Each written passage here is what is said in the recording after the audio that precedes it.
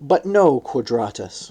As a career soldier, I can promise you that it is the unexpected factors in any campaign that spill our best laid plans as messily as an overturned cup of wine.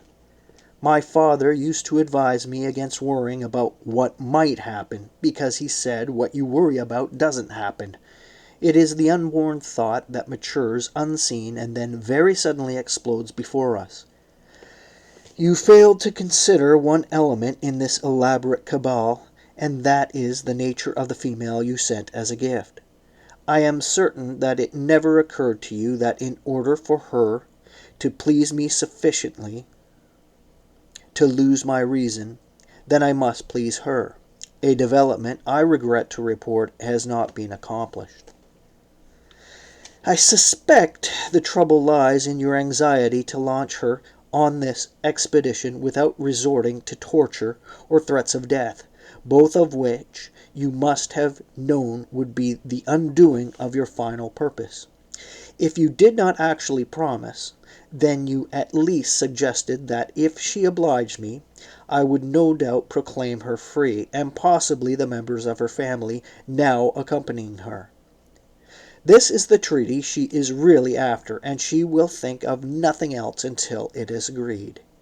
In some ways, it is a pity you cannot be here to witness her tender regard for me. He pressed his hand against her cheek and called her name. Sheva! The morning is here. She groaned, then opened her eyes and stared at him as if he were a total stranger. Can I go now? Her voice was flat. No, I have been thinking about you, which is amusing, and these days, with your insane compatriots perched above my head like so many defecating pigeons, I find too little cause for laughter. They are not my compatriots. I have told you 100 times. I am not a native of this God-forsaken land. How you blaspheme the soil your perpetually invisible God is said to prefer. If you were a proper Jew, your home would be anywhere. Sometimes I think we have more Jews living in Rome than Romans. She started to rise, but he caught her arm and pulled her down to the couch again. I have a notion to have another go at you. He spoke more in jest than intent, yet he was vaguely disappointed that his words caused her to twist quickly from his grasp. After she had broken away, she stood looking down at him, and he could find no hint of encouragement in her eyes. Suddenly she reached down, pulled back the silken coverlet, and seized his penis. There is one power even General Silva does not have, she sneered. Behold the glory of Rome reduced to a worm. For a moment, not a sound passed between them. An instant flush of rage sent the blood stinging through his body. Then, as suddenly as her hand had closed upon him, he became limp. He put back his head and began to chuckle softly. Alas, Sheva, you speak the truth. When she released him, he looked down at his nakedness and grunted. But if you ever try that again, I recommend you be more gentle. Otherwise, I shall most certainly have you crucified. She shrugged her shoulders and stepped to the opposite side of the tent. There she raised her arms and slipped into a heavily embroidered linen robe. What a pity, he thought, now that amber skin is hidden again. As she tied her sandals, she spoke angrily in Greek. I was promised that if I did not resist your loathsome paws and jaws, if I tolerated contact with your reptilian skin, then I would be free. Who made such promises? You. Nonsense. I had a little wine, but I never lost my balance, mental or otherwise. He pushed himself to a sitting position and instantly found that his head was like a great marble stone. He decided that he knew why statues carved so that they appeared to be holding up the roof of a temple were always bent forward. He had indeed drunk a great deal of wine. It was happening too often, and he must stop it. If Vespasian knew a man was seriously courting the grape, he was soon relieved, and sooner or later Vespasian knew everything. Holding his forehead, he said, "I think you poisoned me last night. My God, who is the one and only God, blessed me with leprosy and instructed me to share it with you." Slowly and very cautiously he stretched his arms and legs. He took his time. Then he yawned. "If that be true, I know of a certain Greek surgeon attached to the 10th Legion, who for the carelessness of his examination will be impaled butt up on a rusty javelin." He groaned and added, "Come round the back of my neck." He was mildly surprised that she obeyed without hesitation.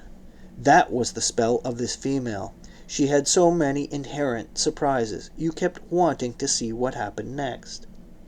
He noticed that she manipulated her fingers in such a way that their movements could not possibly be mistaken for a caress. But the effect was still soothing, so he twisted his head far enough around to smile at her. "I have wasted some time this morning trying to decide what is about you that intrigues me. I finally decided I have been so long in this noxious land that I can no longer differentiate between a she-goat and a woman. I even wondered if it could be that when I lie with you, my normally discriminating penis discovers something rare, or is it that he has lost communication with my brain and neither cares what the other does? Perhaps it's the way I smell. All Jews stink. Do they not, great Caesar?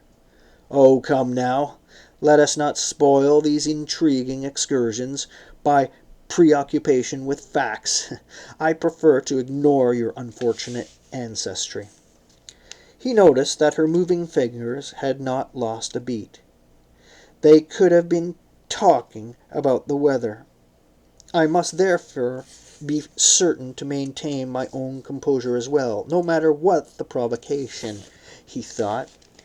The game is amusing because my opponent is alert to my every weakness, and thus forces me to remain on the defensive.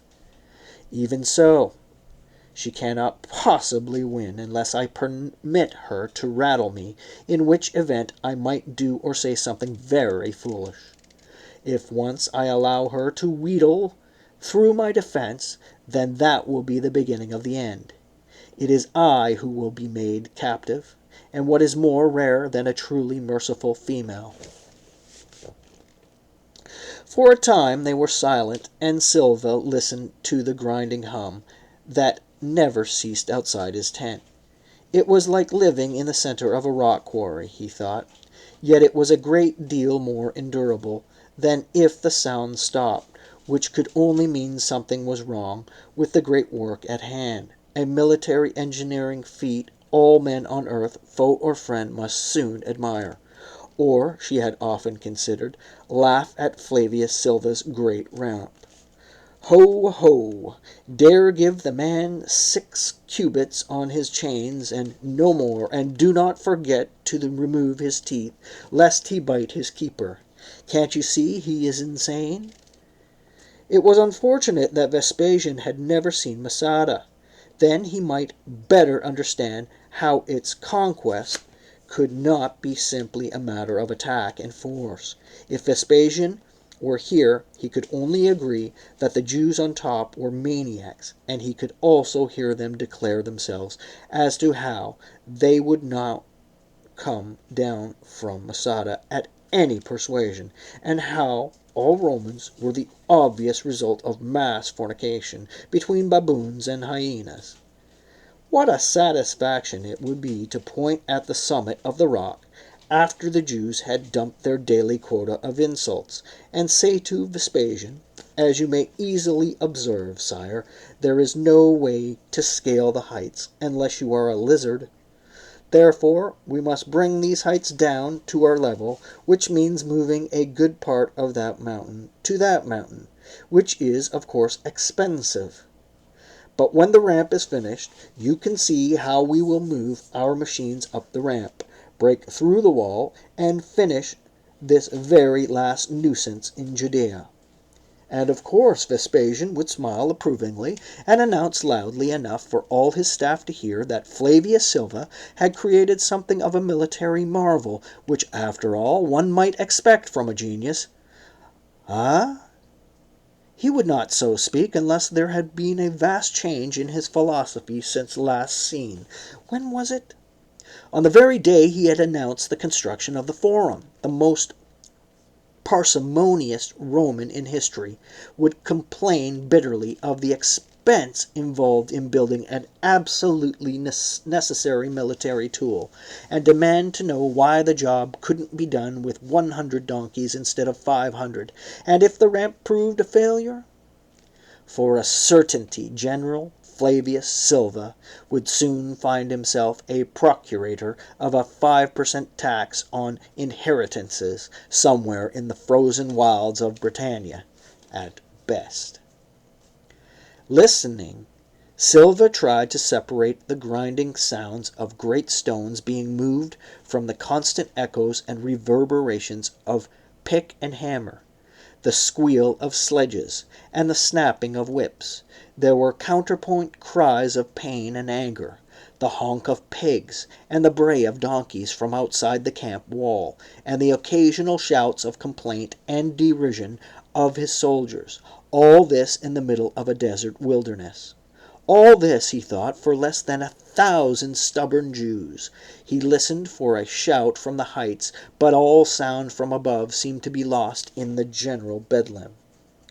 He tipped back his head and sighed. Bacchus has covered my tongue with fungus. I will not touch another drop of wine until your friends up there surrender. Her fingers did not pause as she answered. Congratulations, you have just ordered yourself to abstain forever. The ramp will be finished soon. The grapes can wait so long. Ho, she said contemptuously, although her fingers continued rhythmically. You haven't the will. Now the fingers stopped, and she moved around to face him. Now what about your promise? You said I would be free. You said no harm will come to me, unless I commit a civil crime. Those were your own words, great and benign governor of Judea. Then I was drunk. So, it is as I thought. She stood before him, her eyes unwavering. He looked away. Vaguely now he did recall some discussion about her status, but when the wine commanded, who was not inclined to become overly sympathetic to the woes of others? Yes, once in Gaul he had presented a fine horse to a passing beggar simply because the man's feet were bare and it was snowing, and because in the fort he had just left, which was near Chardonnay, he had drunk a skinful. Ah, my dear poor brain! It is so mired in remorse it can only cope with the most routine matters this morning. It tells me I must smell like a camel, and the sooner I refresh with a bath the better. It also tells me this Shiva has me pinned to something I said when out of my wits. What is as you thought? He asked. He looked up to meet her searching eyes, and found it so uncomfortable that he looked above her head and studied the crescent of light. What did you think? Come tell me what is gnawing at you. I'm in a good temper. I have been thinking that your word is as weak as your will and your loins, she said flatly. She rose quickly, and flinging back his arm, struck her across the mouth. The blow propelled her far from the couch and brought blood to her lips. His voice rang out hysterically when he called for the guard. He could not believe it was his own. When they appeared, he waited for his heavy breathing to subside. Take this female, he began. Take her and do what? How could this little slut be repaid? I must show her the mercy of wine is not a permanent affliction, and I must show myself now, before it is forever too late, that I can be rid of her. From now on, he resolved, he would treat all Jews, as a treacherous race of barbarians. Furthermore, he would not touch so much as a drop of wine until he was relieved in Judea and was safely established in the new house near Praeneste. And he would most of all not waste any more of his precious time on this vindictive little animal or her relatives. He deliberately kept his voice soft and controlled when he motioned to the guards. "Take this woman to the centurion Rosianus Gemenes. Say that I wish her to be given her freedom. He will release her in the camp of the third cohort to run at will, after he has called for 50 volunteers to achieve the following reward. The first man to catch and mount her will receive 50 shekels. Once he is done, she is to be freed again, so that a second man may win 49 shekels. The last man, who I doubt need be very fleet of foot, perhaps old Gallienus, who was somewhat crippled in Macedonia, might be the final one to pin her down, will receive 1 shekel." He inclined his head slightly toward her, and thought, at last, "I have seen dread in Sheva's eyes. By that time 1 shekel is about what she will be worth." He was determined to appear indifferent as the guards took her arms and urged her towards the exit. Paternus and Severns, peasant lads from Spain, very strong and not very bright, he thought. "Look at them, Sheva. Can't you see from their stone faces that the best of your wiles will not alter their orders?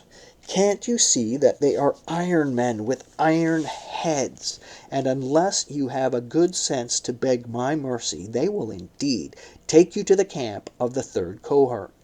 Can't you see, little Jewess, that I am a very lonely man, and can't you remember how only a short time ago we were locked in such pleasure, and perhaps could there not be even more for both of us, given time and understanding? Would it astound you to know, little Jewess, that I too am frightened of what might become of me, and that I need you?" He searched her face for the slightest hint of compromise, and finding none, halted the guards with his raised hand. "Sheva, do you understand you can never return? Do you understand what will happen to you?" She stared at him in exactly the same way she had from the courtyard in Jericho. "Yes," she said quietly, "and I understand the word of a noble Roman general. Like all the Romans, you speak with your mouth and promise with your anus." She cleared her throat carefully and spat directly into his face.